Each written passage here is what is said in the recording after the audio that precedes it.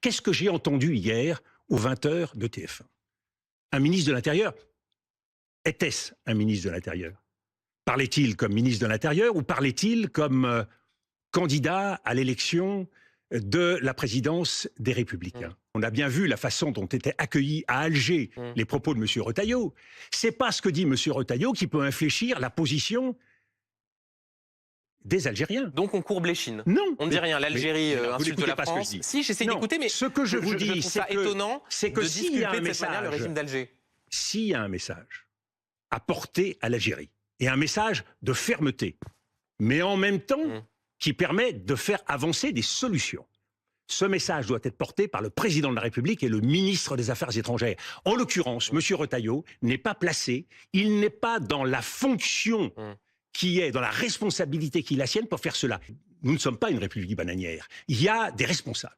Les responsables, ils doivent assumer leurs responsabilités. Si on n'a pas de levier... Non, mais c'est un levier. Vous, croyez-vous, Monsieur Duhamel, que c'est un levier? Parce que vous avez le clavier des petits châtiments et vous croyez que l'Algérie va modifier son comportement parce que vous aurez dénoncé tel accord économique, parce que vous aurez dénoncé les visas. Alors qu'est-ce qu'on fait? Mais c'est bien, mais Monsieur Duhamel, c'est là où je veux en arriver. Parce que alors, ce que je veux vous expliquer, c'est que la surenchère du durcissement ne réglera rien. C'est l'expérience diplomatique. C'est 40 ans d'expérience diplomatique qui me font parler comme ça.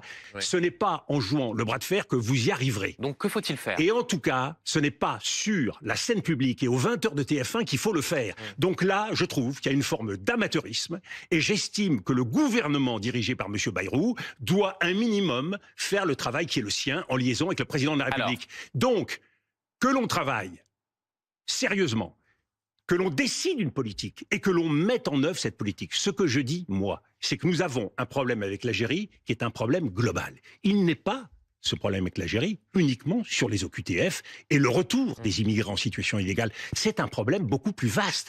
Qui parlera à l'Algérie le jour où il faudra renouer avec l'Algérie, monsieur Duhamel? Donc, c'est trop facile.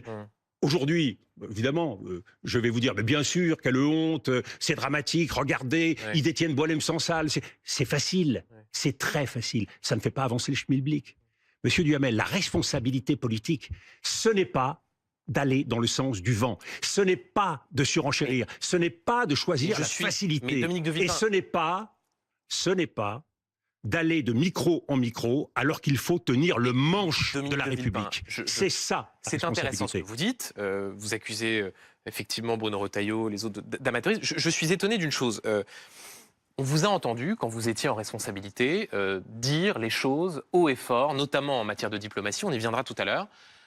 Et là, avec l'Algérie, au fond, ce que vous prônez, ce que vous défendez, c'est ne rien dire. Ne rien dire parce que cela risquerait de les, mais je ne dis pas du tout de brusquer. C'est au fond, il faut que tout se fasse dans la coulisse. Le rapport de force dans la diplomatie est quelque chose qui n'existe pas, qui ne peut jamais marcher?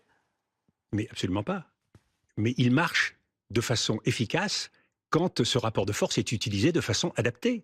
Rappelez-vous la crise avec les États-Unis que nous avons connue en 2003.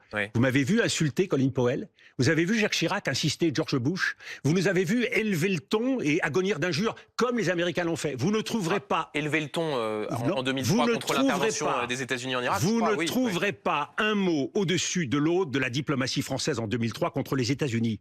Parce que ça n'aurait servi à rien, encore plus. Donc, vis-à-vis de l'Algérie aujourd'hui, il s'agit de renouer un fil. Il s'agit de retrouver un terrain. Quand vous vous lancez sur un terrain avec des munitions, des armes, vous faites exploser la grenaille, vous n'avez aucune chance de pouvoir nouer ce fil. Moi, je suis conduit au service de l'État dans une logique de résultat. Alors évidemment, ça ne peut pas satisfaire le journaliste que vous êtes. Ça non, vous donne le journaliste que je suis est interrogatif quant au partage des responsabilités que vous faites entre la France et l'Algérie. C'est-à-dire qu'au fond, vous êtes extrêmement vocal sur les fautes commises par Bruno Retailleau.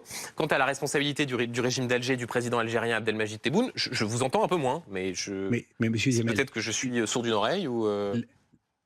Quand vous reprenez l'historique de cette relation et que vous cherchez à comprendre comment on en est arrivé là, le différend, la raison du contentieux entre la France et l'Algérie, il tient aujourd'hui, cette raison, elle tient à l'affaire du Sahara occidental et la reconnaissance de la marocanité du Sahara occidental avec ce que les Algériens considèrent comme peu de précautions. Pardon, mais avant la reconnaissance du Sahara occidental, les relations étaient exécrables et Alger ne délivrait pas davantage de laissez-passer consulaires.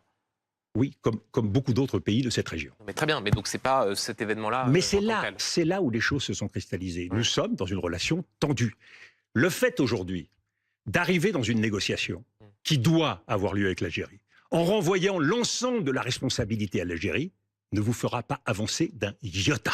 Vous voyez, beaucoup de gens se soulagent dans ces situations, estiment qu'il est bon d'insulter l'adversaire, qu'il est bon de considérer qu'on a raison à 100%. Non, mais dire par exemple, Dominique de Villepin, les visas longue durée, notamment pour les dirigeants algériens, eh ben, on s'en sert comme d'une façon d'essayer d'obtenir des laissez-passer consulaires. Ça, c'est pas de l'insulte. C'est pas de l'insulte, mais si je vais le faire avec l'Algérie, je vais pas aller le dire aujourd'hui sur ce plateau.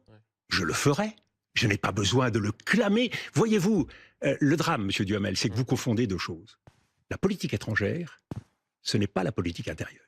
Et quand vous faites, et c'est ce qu'oublie Monsieur Retailleau, quand vous faites de la politique intérieure avec la politique étrangère, c'est-à-dire quand vous utilisez les mots que vous souhaiteriez que j'utilise ce soir, et que je ne fais pas par mesure, comme sur beaucoup d'autres sujets, eh bien, vous... Mais comme vous n'êtes pas aux affaires, on pourrait attendre peut-être davantage de franchise sur ce sujet. Non, mais c'est justement, ma franchise à moi, c'est d'assumer de vous dire que vous n'irez que dans une impasse en pratiquant cette politique de la terre brûlée.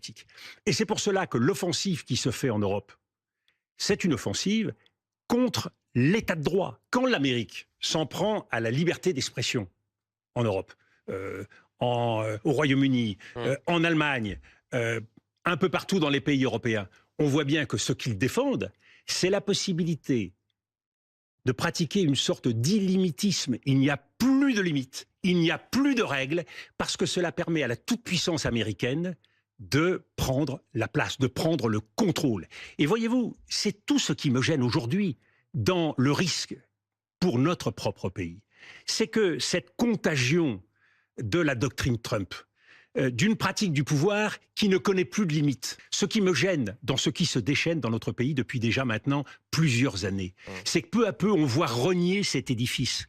Et y compris, nous parlions de M. Retailleau tout à l'heure, quand il considère que l'état de droit n'est pas sacré et que c'est quelque chose après tout qui peut être modifié. Il y a là, sur le plan de l'idéologie, une poussée sécuritaire, identitaire, vers la radicalité qui constitue une véritable menace pour nos sociétés. Parce que c'est le champ libre au trumpisme, c'est le champ libre aux extrêmes droites. Et je ne veux pas d'un pays, la France, ni l'Europe, qui sera le terrain de chasse d'une extrême droite, avec des pays européens soumis, vassalisés, ayant à la fois renoncé à être eux-mêmes et en même temps ayant renié leur héritage. Parce que vous voyez, Monsieur Duhamel, nous avons un héritage.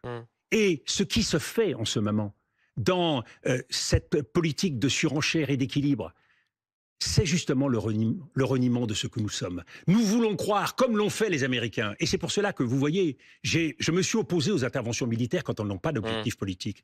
Comme aujourd'hui, je m'oppose à la pratique d'une diplomatie qui serait sans limite et sans règles, et qui serait simplement des mots ajoutés les uns aux autres, et qui, en quelque sorte, nous ferait plaisir. La diplomatie, ce n'est pas l'art de se faire plaisir. La diplomatie, c'est l'art d'obtenir des résultats en faisant en sorte que les deux parties puissent avancer l'une vers l'autre. Et c'est là où la France doit se réveiller. C'est qu'il y a dans toutes ces pratiques, qu'elles soient celles d'un ministre qui se lâche à la télévision et qui désigne des boucs émissaires. Bruno Retailleau, il est trumpiste, Bruno Retailleau ?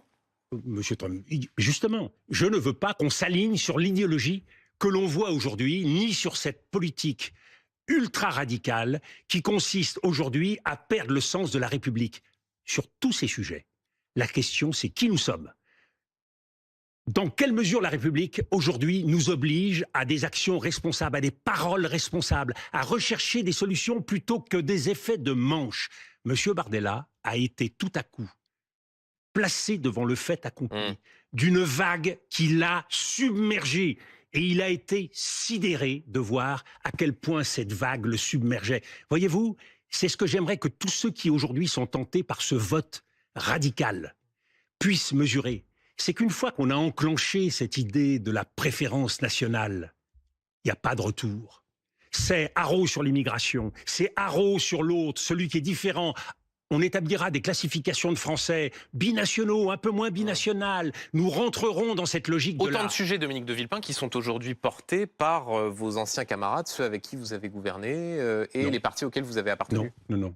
Je crois que je n'ai gouverné avec aucun de ceux dont vous parlez. Ah bon ? Et je n'ai jamais appartenu à ce parti dont vous parlez, les Républicains. Jamais. Non, enfin, pardon, mais les Républicains, c'était l'UMP avant, et que je sache, attendez, vous avez été l'UMP, ministre, qui Premier étaient les ministre. patrons de l'UMP, fondateurs de l'UMP? C'était pas ceux qui sont aujourd'hui aux affaires. Ceux qui sont aujourd'hui aux affaires, c'est les camarades de marche de M. Ciotti pour l'essentiel. Donc on a bien vu la dérive de ce mouvement. On a bien vu à quel point ce mouvement ne maîtrise rien, parce qu'il court après des forces extrémistes. Et ils pensent qu'ils pourront après, une fois le pouvoir acquis, ils pensent qu'il y aura un ticket retour. Ce que je sais, Monsieur Duhamel, c'est qu'on est comptable de la conquête du pouvoir. La façon dont on approche la conquête du pouvoir détermine la façon dont on exerce le pouvoir. Et aujourd'hui, il ne faut plus séparer la conquête et l'exercice. Il faut faire preuve de responsabilité. Qu'on soit dans l'opposition, qu'on soit au pouvoir, vous me demandez de prononcer des mots qui ne sont pas les miens, je ne le ferai pas. Et c'est votre droit, et je le constate. Parce que mes convictions ne sont pas négociables et parce que je sais que ces mots en entraînent d'autres et que ces mots sont des armes utilisées par certains pour